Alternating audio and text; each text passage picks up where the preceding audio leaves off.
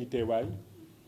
lii doon loo xam ne dañ ko yeesal fii ci suñu parti secrétariat national de communication bi Yaay Fatou Sarr jiite ak ñi mu ci àndal ñoo jàpp ñu war xaw ma nag ndax ca weer ba weer lay doon wala trimestre ba trimestre ñetti weer ba ñetti weer waaye daal lii dinañ ko faral di def oote yéen taskatu xibaar yi ngeen ñëw ñun duñ ci sax am discours boo xam ne dinañ ko ci wax waaye yéenay taamu seeni li ngeen bëgg xam itam ñun ni ñu gisee li ngeen di xalaat bu boobaa bu ngeen ñu laajee ñun ñu tontu leen ci niñ ko defee tey dina jafe nag ma dellu si ci li nga xam ne lii jot nañ ko fi wax ndax waxtaan bi yaatu na waaye li jëm ci scandale yi nañu jàpp rek ne dafa ànd ak melukaayu ni ñuy jiite dëkk bu bari scandale seetal ñi doon njiit ca réew ma scandale dafa di loo xam ne jëf nga ko te teguwul ci yoon nga ko doon laq bu feeñ loolu dong la loolu nag li ñuy wax éthique ci tubaab moo ñu ci mën a musal waaye éthique nag bokkul ci li nga xam ne ni ñii jiital nañ ko wax naa ko fi bu fekkee ne yaa ngi jiiti réew jiital ca politique politicienne scandale yu ni mel doo ci mën a mucc ndax politique politicienne dafa soxla moyen nag yoroo ko ci solde bu doy mënut a ne yaa ngi koy uti ji ci neneen ci naka ci nañu laajte lii bu ñu waree jox marché moo tax it gis ngeen ne marché gré à gré Fonds monétaire international ñëw na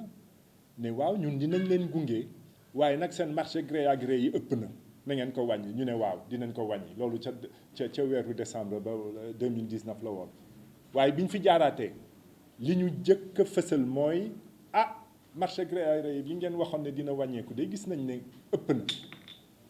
nee na ci ñu dinañ ko wàññi waaye ñu seet na ndax waxoon nañ ko fi poto lampe béton bu jar 200 000 francs CFA nga yónni sa premier njëwriñ mu ne nañ ko fay 14 millions 400 000 marché boo xam ne mënoon na yem ca $1 milliard nga yóbbu ko ci fanweeri milliard ak juróom-benn waaw loolu naka la mën a amee te njëgu électricité du yokku te teel nañ ko wax njëgu électricité yokku na ca décembre nar a yàq lu bari ci koom Sénégal ci kaw lan ci kaw ni ñuy doxalee Sénélec jógewul ci pétrole bu yokku ca àdduna waaye loolu yëpp ci lan politique politicienne dafa soxla séddale boobu mënoo ko yor ci sa solde da nga koy uti ji laqar ci ko looloo yàq dëkk bi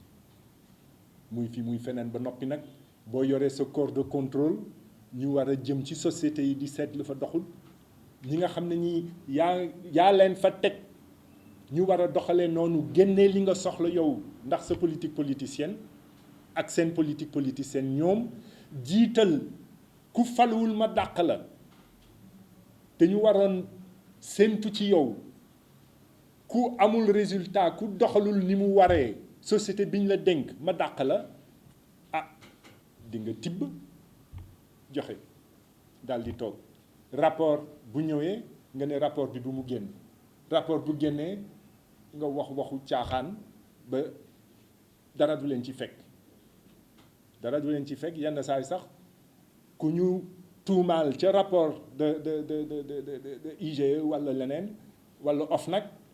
dañ koy daal di dindi fu mu newoon màggal ko jox ko promotion waaw réew moomu naka lañ ci mën a génn gouvernement bii ñuy wax na gouvernement union nationale am na itam ñoo xam ne ñi am nañu lu laaj nañu ci dara ñun de li ñu xam mooy gouvernement d'union nationale mënatu doon rek yëfu politicien kaay ma jox la 6 nga toog bokk ci mbir mi gouvernement d'union nationale da ngay jiital programme déggoo am seen biir ci programme li ngeen war a jiital faydaal ko gën ko faydaal daal di ko doxal gouvernement d'union nationale soog a mën a taxaw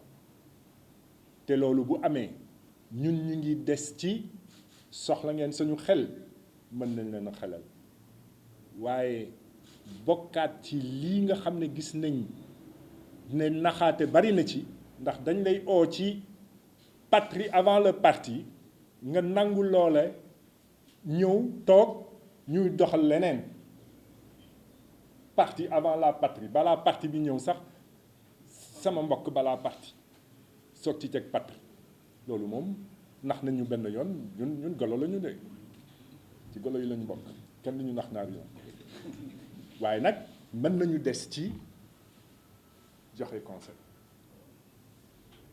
leen jaajëfal ci seen teewaay wasalaam